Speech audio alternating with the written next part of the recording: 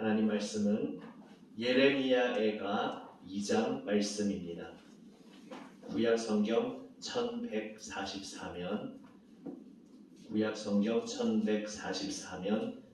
예레미야애가 2장 1절에서 10절 말씀입니다. 저와 여러분이 한 절씩 번갈아 교독하고 10절은 함께 읽습니다. 제가 먼저 2장 1절을 읽습니다. 슬프다. 주께서 어찌 그리 진노하사 딸 시온을 구름으로 덮으셨는가. 이스라엘의 아름다움을 하늘에서 땅에 던지셨으며 그의 진노의 날에 그의 발판을 기억하지 아니하셨도다. 주께서 야훼의 모든 거처들을 삼키시고 그의 열지 아니하셨으며 노아사 딸 유다의 견고한 성체들을 허물어 땅에 엎으시고 나라와 그 지도자들을 욕되게 하셨도다. 맹렬한 진노로 이스라엘의 모든 뿔을 자르셨으며 원수 앞에서 그의 오른손을 뒤로 거두어 들이시고 맹렬한 불이 사방으로 불사름같이 야곱을 불사르셨도다. 원수같이 그의 말을 하나이고 대적처럼 그의 오른손을 들고 서서 그의 아름다운 모든 사람을 죽이셨으며 딸 시온의 장막에 그의 불을 들처럼 쏟으셨도다. 주께서 원수같이 되어 이스라엘을 삼키셨으며 그 모든 궁궐들을 삼키셨고 견고한 성들을 무너뜨리사 딸 유다의 근심과 애통을 더하셨도다. 주께서 그의 종합을 공산처럼 돌아버리시며 그의 절기를 폐하셨도다. 여호와께서 시온에서 절기와 안식일을 잊어버리게 하시며 그가 진노하사 왕과 제사장을 멸시하셨도다. 여호와께서 또 자기 제단을 버리시며 자기 성소를 미워하시며 궁전의 성벽들을 원수의 손에 넘기셨음에 그들이 여호와의 전에서 떠들기를 절기의 날과 같이 하였도다. 여호와께서 딸 시온의 성벽을 헐기로 결심하시고 줄을 펴고 무너뜨리는 일에서 손을 거두지 아니하사 성벽과 성곽으로 통곡하게 하셨음에 그들이 함께 쇠하였도다. 성문이 땅에 묻히며 빗장이 부서져 파괴되고 왕과 지도자들이 율법 없는 이방인들 가운데에 있으며 그 성의 선지자들은 여호와의 묵시를 받지 못하는도다. 딸 시온의 장로들이 땅에 앉아 잠잠하고 티끌을 머리에 덮어쓰고 붉은 배를 허리에 둘렀으며 예루살렘 처녀들은 머리를 땅에 숙였도다. 아멘. 앞에 1장에서 말씀드린 대로 시인의 직접적인 고백이 가끔 나오면서 대부분 의인화된 사람처럼 빗대어진 예루살렘이 나라고 하면서 하나님의 백성 그 대표로서 하나님 앞에 회개와 또한 탄원의 부르짖음을 외쳤다면 지금 읽었던 2장 앞부분에서는 시인이 전면에 등장해서 이제 하나님의 진노 아래에 있는 이 이스라엘 백성들 무너진 예루살렘 성을 보며 하나님의 진노 앞에서 고백하고 있는 내용입니다. 오늘 본문에서 계속해서 반복되는 표현을 보게 됩니다. 주께서 지금 성전이 무너졌고 절기와 안식일이 다 끊어졌는데 왕과 제사장이 부끄러움을 당했는데 그 모든 일을 누가 행하셨다는 것입니까? 바로 주님께서 행하셨다는 것입니다. 우리가 흔히 불행한 일이 생기면 세상적인 표현으로는 운이 나빴다, 아니면 누구 책임이다, 아무개가 잘못해서 그렇다, 이제 이런 식으로 말을 할 때가 세상에서는 흔히 있습니다. 하지만 오늘 이 본문에서 시인은 이 모든 일들 하나님께서 행하셨다 고백합니다. 그것을 오늘 붙인 제목과 같이 한마디로 여호와께서 결심하셨다 이렇게 표현합니다. 이 모든 것을 무너뜨리기로 여호와께서 결심하셨다. 참 무섭게 들릴 수 있는 고백입니다. 하나님의 백성을 향해서, 우리가 하나님의 백성이니까 나에게 한번 이입해서 이렇게 상상을 해보십시오. 나의 하나님이신데 하나님이 나의 삶의 한복판에 뛰어들어오셔서 내 삶의 모든 것을 무너뜨리는 그러한 상황 속에서 이 모든 것을 여호와께서 결심하시고 행하셨습니다 라고 고백할 때의 그 고백이 어떤 느낌일지 우리가 상상이나마 해볼 수 있습니다. 그런데 무섭게 들리는 이 말이 사실 소망을 주는 말씀으로 오늘 본문에서 사실은 등장하고 있습니다. 왜냐하면 이 모든 일어난 일이 하나님의 손을 떠나서 무언가 세상의 어떤 사람들의 뜻에 의해서, 이 세상 돌아가는 어떤 판세에 의해서, 혹은 풍수지리라든지 어떤 운이라든지 이런 것들에 달려 있다면 그 미래도 불확실하고 불투명할 것입니다. 하지만 모든 것이 하나님의 손에 있다면 회복의 열쇠도 하나님께 있다는 이야기가 지금 오늘 본문에 전제되고 있는 고백입니다. 그렇다면 하나님께서 행하셨다라는 것이 어떤 의미겠습니까? 지금 하나님의 택함받은 백성의 모든 삶이 철저하게 망가지고 무너졌는데 이것을 하나님께서 행하셨습니다라는 것이 하나님을 탓하는, 원망하는 고백이 당연히 아닙니다. 하나님께서 너무나 잔인하시다 이러한 뜻이 아닙니다.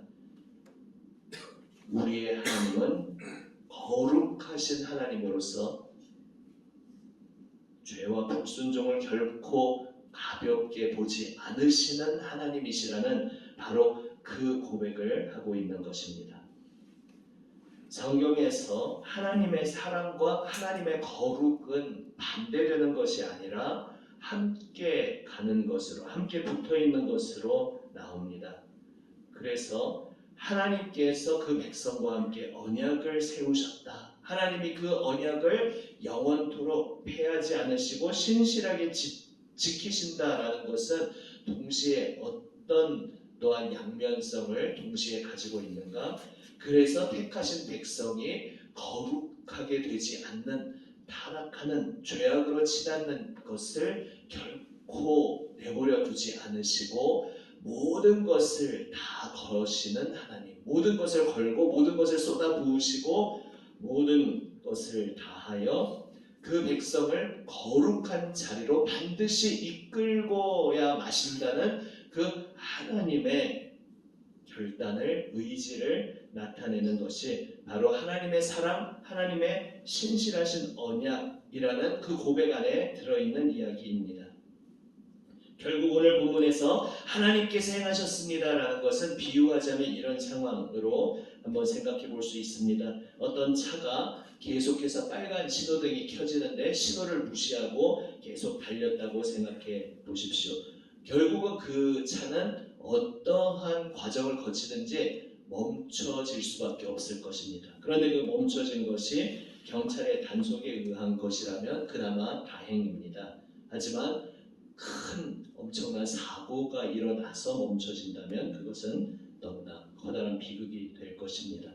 지금 폭주하는 하나님의 백성, 하나님의 그 언약 안에 있는 백성이 하나님의 말씀을 무시하고 하나님을 멸시하고 폭주하며 모든 신호를 무시하고 달리고 있었는데 하나님께서는 계속해서 경고의 빨간 불을 보내셨습니다. 선지자들을 통해 경고하셨습니다. 하지만 결국 멈추지 않던 예루살렘을, 이 예레미야의 배경이 되고 있는 이 사건, 예루살렘이 바벨론에 의해 짓밟히고 성벽이 무너지고 성전이 철저히 파괴되는 이 사건 앞에 더 큰 비극으로 치닫기 전에 하나님께서 강제로 브레이크를 거는, 모든 것을 멈춰버리시는 역사인 것입니다. 또 이렇게 비유할 수도 있습니다. 어떤 집을 이제 지었는데 그 기초에 금이 간 것이 발견되었을 때 별일이야 있겠어 하고 대수롭지 않게 지나간다면 엄청난 큰 비극으로, 재앙으로 이어질 것입니다. 금이 갔다든지 이상이 발견됐으면 즉시 해결해야 할 것입니다. 그런데 그것을 해결하지 않고 방치하고 있는, 그리하여서 폭우가 쏟아지고 광풍이 불 때에 큰 재앙이 일어날 수 있는 것을 하나님께서 멈추시고 처음부터 다시 토대부터 쌓자, 다시 시작하자라고 사랑의 초청을 하시는 것이 바로 이 예레미야의 기본 말씀인 것입니다. 결국 여호와께서 결심하셨다, 하나님께서 결심하셨다라는 이것은 하나님의 변덕 없으신 일관된 사랑을 보여주시는 장면입니다. 우리가 이것을 기본적으로 인정할 때 내 삶 속에서 내가 이해할 수 없는 일들이 벌어질 때, 모든 것이 무너져 버리는 것처럼 느껴질 때 방향을 잃지 않고 눈을 들어 주님을 바라볼 수 있습니다. 예레미야 애가 오늘의 본문 속에서도 우리는 초청을 받고 있습니다. 울어라, 울라고 초청을 받습니다.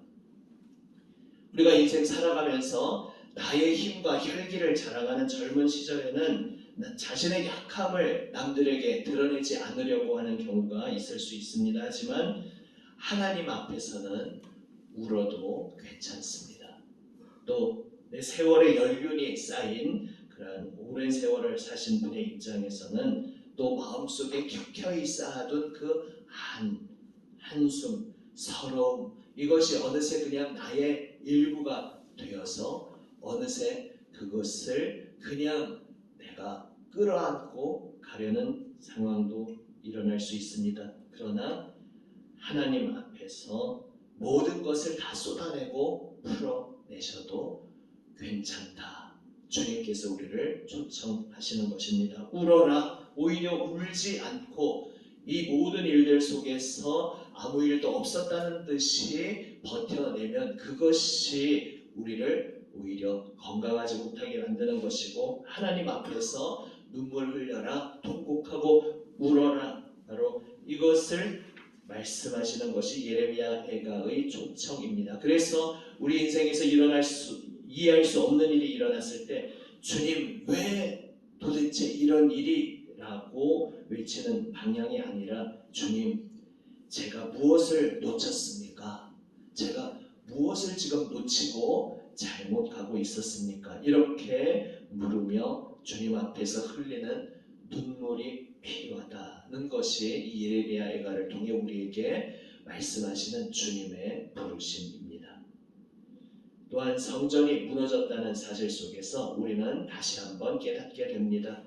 하나님께서 성전이라는 그 건물을 세우시고 또한 거기에서 많은 제사, 종교적 일들이 일어나게 하셨지만 그 모든 것들은 실체를 경험하기 위한 통로였을 뿐 그 너머의 실체가 중요하다. 건물보다 하나님의 임재가 중요하다. 행사보다 우리의 마음이, 중심이 중요하다라는 것을 오늘 본문 속에서 우리는 다시 한번 깨닫게 됩니다. 내가 이러이러한 예배 형식을 그래도 누구보다 철저하게 잘 지키고 있지, 이렇게 하며 안심할 때 나 자신을 속이는 일이 될 수 있다는 것을 두렵고 떨림으로 돌아보아야 한다 말씀하고 계신 것입니다. 예배의 그 틀을 지키는 것 너무나 소중한데 결국 그것을 지킴으로써 그 너머에서 하나님을 만나는 것이 중요하다. 주님께서 말씀하십니다. 내 앞에 겸손히 무릎 꿇어라. 주님께서 왕이심을 고백하며 주님 앞에 엎드려라 우리를 초청하십니다. 예배가 살아날 때 우리 삶에 무너진 성벽이 다시 세워짐을 말씀하고 계십니다. 마지막으로 오늘 본문을 통해 우리는 결국 저 신약을 바라보게 됩니다. 십자가의 소망을 전제하며 봅니다. 오늘 본문에서는 지금 이 맥락 속에서 하나님께서 결심하시고 성전을 무너뜨리시고 제사를 중지하시고 모든 백성을 왕과 제사장, 선지자 그들이 아무 기능도 하지 못하도록 다 멈춰버리셨다, 결심하시고 행하셨다 말씀하고 있는데, 우리는 신약에 이르러 성경 전체의 맥락에서 하나님의 더 궁극적인 결심을 알게 됩니다. 바로 독생자 하나밖에 없는 아들 예수님을 우리를 위해 내어주시기로 결심하신 그 하나님의 거룩한 결심의 토대 위에서 오늘의 이 심판의 결심을 읽어야 합니다.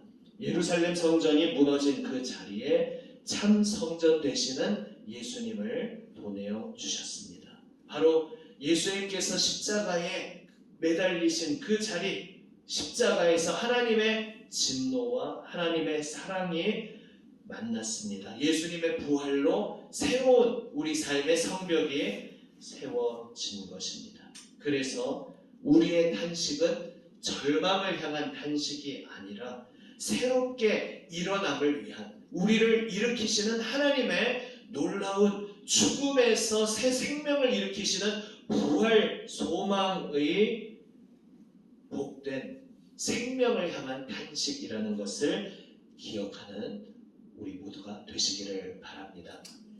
주님의 사랑받는 성도 여러분, 이 자리에서 새벽 기도 드리는 것이 몇 년 만에 참 오랜만의 일인 것 같습니다. 제가 왔을 때 원래 여기에서 이제 진행되고 있었는데 이제 좀 널찍 떨어져서 또 기도에 집중하시자 이렇게 하며 본당으로 올라갔었는데 이제 목요일 오후에 또 냉방시설이 또 고쳐진다고 합니다. 또 오랜만에 좀 이제는 어쩌면 낯선 자리일 수 있지만 또 오늘 내일 우리가 특별히 이제 내일 출발하는 비전 드립팀원들 함께 이 자리 또 여의치 않아서 모든 분도 우리가 함께 또 한 마음으로 기도하면서 집중 기도하고자 또 이렇게 생각하고 있었는데 어떻게 보면 좀 가족같이 오붓한 분위기에서 기도하는 것 같습니다. 우리 하나님께서 우리를 그 사명의 자리로 우리를 위해 이 땅에 오신 하나님의 아들, 그 하나님의 사랑의 결심을 온 세상에 전하도록 우리가 부름받았는데 이 부르심에 순종으로 응답하는 이 비전 드림팀의 모든 여정을 위해서 또한 오늘과 내일 그리고 또한 이제 출발하여서 그 일정이 진행되는 그 며칠의 모든 시간 동안 우리 온 교우들이 함께 집중해서 기도하기를 원합니다.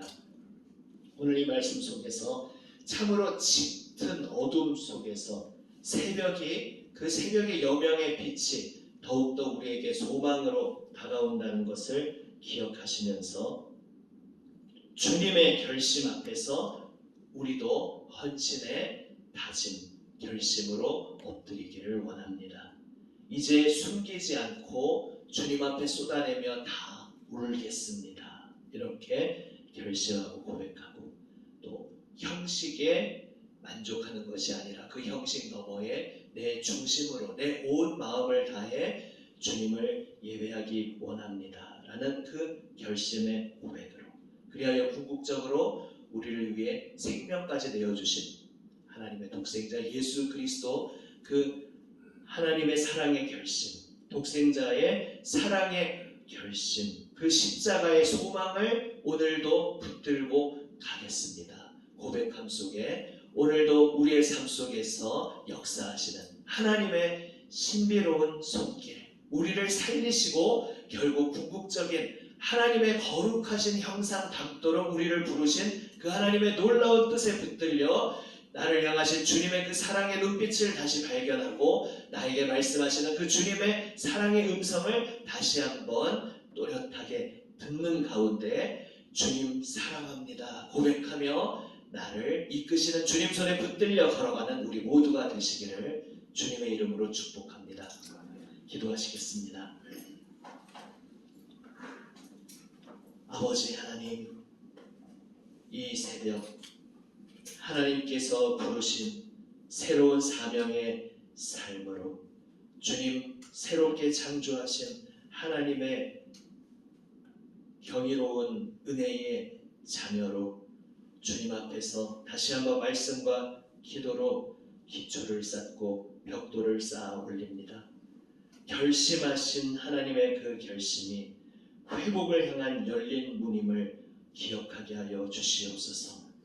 결심하시고 멈추게 하신 그 손길 속에 다시 한번 우리를 새롭게 하시는 주님의 그 거룩한 결심, 십자가의 은혜와 사랑을 다시 한번 더 깊이 깨닫는 우리 모두가 되게 하여 주시옵소서. 주님 앞에 참회함으로 온 마음과 생명을 바쳐 엎드려 예배함으로 눈물로 뿌린 그 씨앗 속에 풍성한 회개와 거룩함의 열매 맺는 예배의 삶이 다시 세워지게 하여 주시옵소서. 우리 구주 예수 그리스도의 이름으로 기도드립니다. 아멘. 주님 가르쳐 주신 기도 함께 드립니다.